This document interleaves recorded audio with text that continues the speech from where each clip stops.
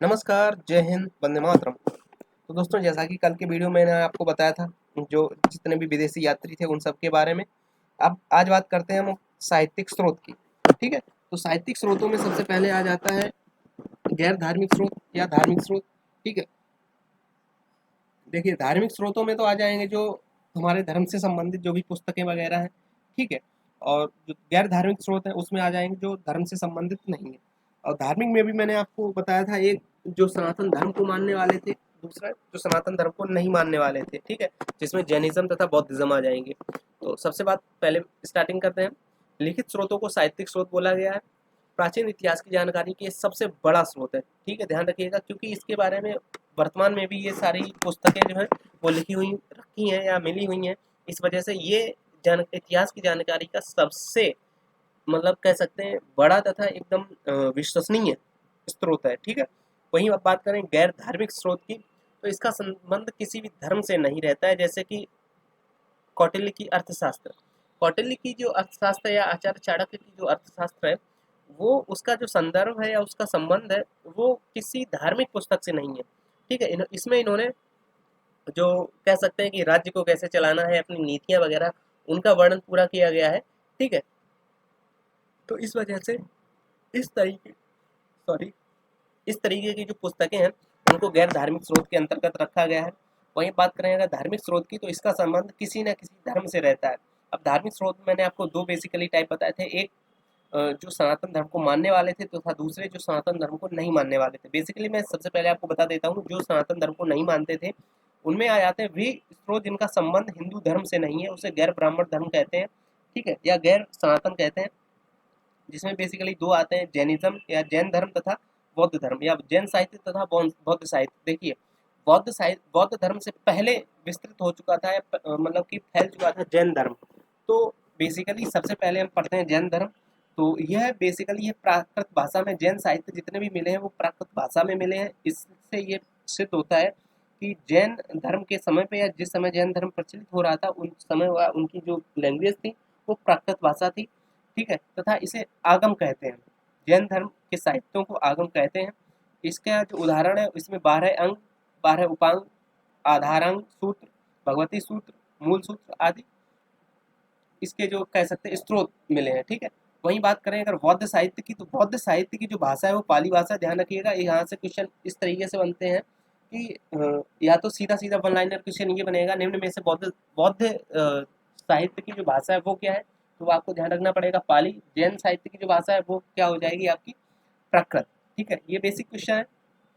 बाकी बात कर रहे हैं जैन साहित्यों को आगम कहा गया है, और बौद्ध साहित्यों को, इसमें जातक ग्रंथ में महात्मा बुद्ध के लगभग पूर्व जन्म की 200 कहानियां हैं। ललित विस्तार में महात्मा बुद्ध की, देखिए ललित विस्तार ये एक बेसिक एक ये भी पुस्तक है।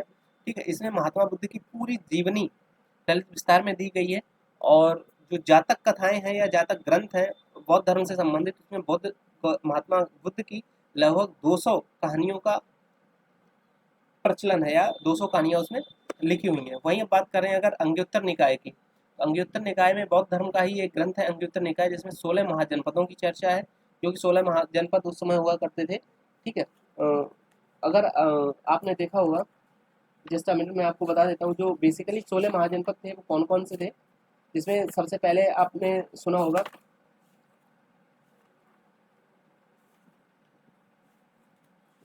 अ, सबसे जो विशाल जो जनपद था वो मगध साम्राज्य हुआ करता था, या मगध था।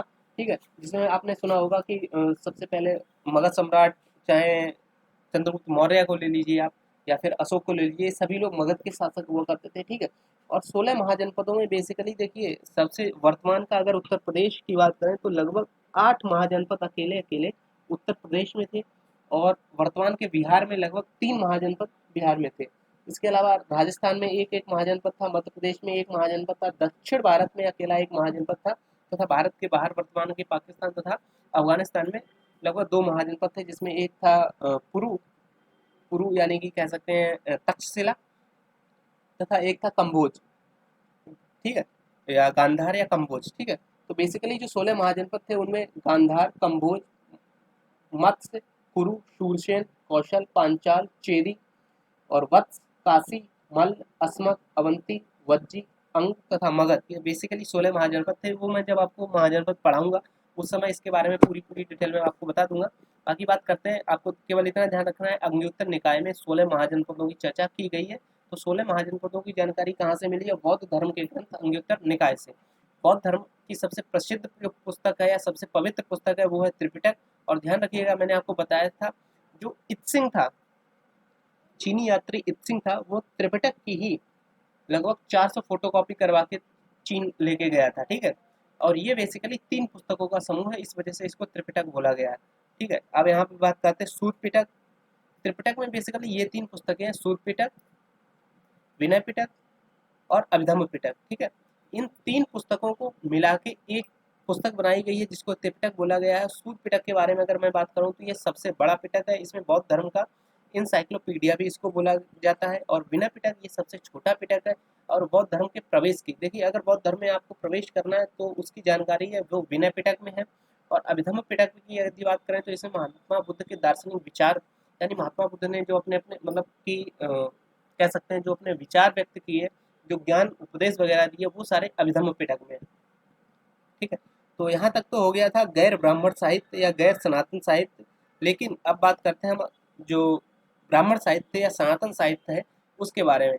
तो बेसिकली इनकी जानकारी वेदों से मिली है। आप सबको पता होगा कि हमारे पास हमारे जो सनातन धर्म में 4 वेद हैं, ऋग्वेद, सामवेद, यजुर्वेद, अथर्ववेद। ठीक है, और वेदों की जो रचना है वो ईश्वर ने की। तो इसके वेदों के बारे में या इससे संबंधित जो भी आगे क्वेश्चंस बनेंगे मैं आपको कल अगले वीडियो में बताने वाला हूँ, अगले वीडियो में बताऊंगा। आज आपने क्या पढ़ा? बेसिकली जो गैर ब्राह्मण साहित्य थे, गैर ब्राह्मण साहित्यों में जैनिज्म तथा बौद्धिज्म। जैनिज्म में मैंने आपको बताया था 12 अंग, 12 उपांग, आधारांग सूत्र, भगवती सूत्र। ठीक है, और मूल सूत्र इनकी चर्चा है। और जैन साहित्य की जो भाषा थी वो भाषा थी प्राकृत, तथा बौद्ध साहित्य की जो भाषा थी वो थी पाली। जैन ग्रंथ के सॉरी बौद्ध धर्म की जो जातक ग्रंथ है उसमें महात्मा बुद्ध के पूर्व जन्म की लगभग 200 कहानियां हैं, तथा ललित विस्तार नामक जो पुस्तक है उसमें महात्मा बुद्ध की पूरी जानकारी है। और इसी के साथ साथ अगर बात करें त्रिपिटक की, तो लगभग जो इत्सिंग नामक जो चीनी यात्री था वो त्रिपिटक की लगभग 400 फोटोकॉपी करवा के अपने साथ ले गया था। अंग्योत्तर निकाय में 16 महाजनपदों की चर्चा है। और त्रिपिटक बेसिकली 3 किताबों का समूह है जिसमें सूत पिटक, विनय पिटक, अभिधम्म पिटक है। विनय पिटक सबसे छोटा है तथा इसमें बौद्ध धर्म के प्रवेश की चर्चा है। सूत पिटक सबसे बड़ा है तथा इसको बौद्ध धर्म का इंसाइक्लोपीडिया बोला गया है। और अभिधम्म पिटक इसमें महात्मा बुद्ध के दार्शनिक विचारों की चर्चा है। ठीक है, तो बेसिकली ये गैर ब्राह्मण साहित्य हो गया, गैर सनातन साहित्य हो गया, इसके बारे में मैंने आपको बता दिया। कल के वीडियो में आपको पता चलने वाला है जो ब्राह्मण साहित्य था या सनातन साहित्य था उसके बारे में। ठीक है, चलिए आपसे मिलते हैं नए वीडियो में। Bye bye.